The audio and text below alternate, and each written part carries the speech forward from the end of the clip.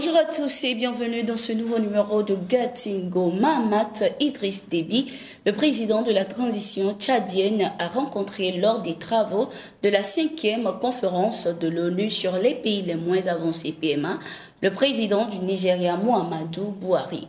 La coopération bilatérale et la situation sécuritaire dans les régions du lac Tchad étaient au menu des échanges entre les deux hommes d'État. Lors de cette rencontre, Muhammadu Buhari a aussi affirmé être préoccupé par la situation au Tchad. J'observe les développements dans votre pays à distance. En tant que voisin proche, je m'endors et me réveille avec des préoccupations. Je sympathise avec vous, non seulement en tant que jeune, mais en raison de la position de certains des groupes opérant à l'extérieur du pays, y compris la Libye, même s'il s'agit d'un problème que vous avez hérité de votre père. Je suis vraiment réduit à prier à ce sujet. D'autres groupes qui pensent qu'ils sont forts devraient être patriotes, s'installer et sécuriser leur propre pays, a-t-il affirmé. Le président nigérien a par la même occasion exhorté les dirigeants des différents partis politiques tchadiens à faire preuve de retenue et de patriotisme en accompagnant la transition en cours vers une ère de démocratie. Le président tchadien, quant à lui, a remercié le président Buhari pour son appui de dans le processus de transition enclenché au Tchad. Sous l'impulsion du président Buhari, la coopération tchado-nigériane a pris son envol et la lutte contre le terrorisme dans les confins du lac Tchad a porté une véritable estocade à la secte Boko Haram, a déclaré Mahamat Idriss Déby avant d'émettre le souhait de voir le successeur du président Buhari en la personne de Bola Ahmed Tinubu garder le même élan dans la coopération bilatérale pour le bénéfice des deux peuples. La grève de 21 jours initiée par les enseignants du Fondamental 1 et 2 en Centrafrique a pris une autre tournure ce 7 mars. Selon les informations, les enseignants ont pris d'assaut plusieurs établissements à l'instar des écoles catholiques associées de Centrafrique et bien d'autres écoles en lapidant les élèves de ces établissements.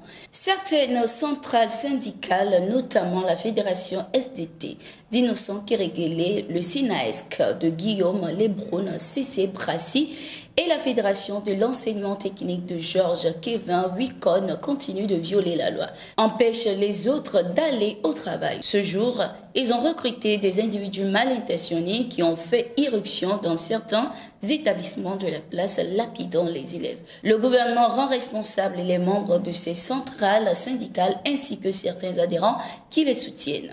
Le gouvernement tient à rappeler à toutes les centrales syndicales que l'exercice de leur métier doit être respectueux des lois en vigueur. Ainsi, les auteurs, co-auteurs et complices seront traduits devant la justice de notre pays, a fait savoir Serge Zislan Diori, ministre de la Communication et porte-parole du gouvernement.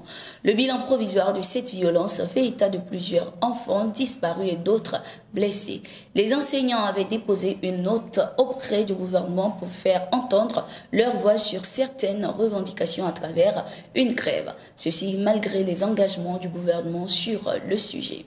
La coalition nationale pour le sursaut en Côte d'Ivoire se dit remontée contre la représentation tunisienne en Côte d'Ivoire qui, selon elle, n'a pas fait preuve de solidarité envers l'État ivoirien durant les situations difficiles vécues par les migrants en Tunisie jusqu'à leur rapatriement. La CONASU n'a pas senti la solidarité de nos frères tunisiens qui vivent avec nous en Côte d'Ivoire. Le président Alassane Ouattara a créé les conditions pour que tous ces pays qui vivent en Côte d'Ivoire entreprennent sans être inquiétés. Mieux, nos frères tunisiens vivant en Côte d'Ivoire ont des entreprises, ils prospèrent et notre système économique les arrange très bien. Vu tout ceci, il devrait être compatissant en donnant de la voix pour un soutien aux Ivoiriens en difficulté en Tunisie, a expliqué Zanga Koulibaly, président de la CONASU. Par la même occasion, la coalition a interpellé la représentation tunisienne, les chefs d'entreprise tunisiens en Côte d'Ivoire, d'être solidaires à l'État ivoirien. La Côte d'Ivoire a déjà rapatrié près de 300 migrants ivoiriens vivant en Tunisie. Le journaliste et chroniqueur de Walf TV au Sénégal, Pape Ndiaye, a été arrêté et placé sous mandat de dépôt. Il est accusé de provocation d'attroupement, outrage à magistrat, discours portant du discrédit sur un acte juridictionnel et plusieurs autres griefs. Selon les informations, le journaliste a remis en cause l'indépendance de la justice dans l'affaire d'Ousmane Sonko.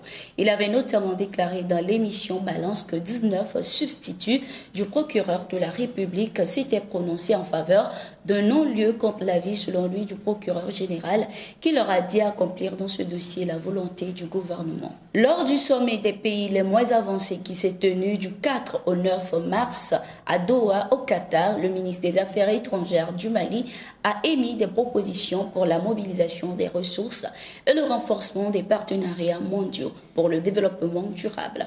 Pour le chef de la diplomatie malienne, il faudra aller au-delà de l'aide publique au développement qui n'a pas connu d'évolution substantielle depuis des décennies. Sur la question de mobilisation de ressources, il a d'abord décrit la situation du Mali en mettant l'accent sur le défi sécuritaire qui oblige les autorités à consacrer une bonne partie des ressources aux dépenses militaires. Le Mali, pays en guerre, fournit des efforts énormes pour se relever. C'est au moins 25% des ressources nationales qui sont investies dans le domaine de la défense pour pouvoir contenir l'insécurité, a-t-il déclaré. Le chef de la diplomatie malienne a précisé qu'il est important que les efforts des pays en guerre soient pris en compte avec une attention particulière.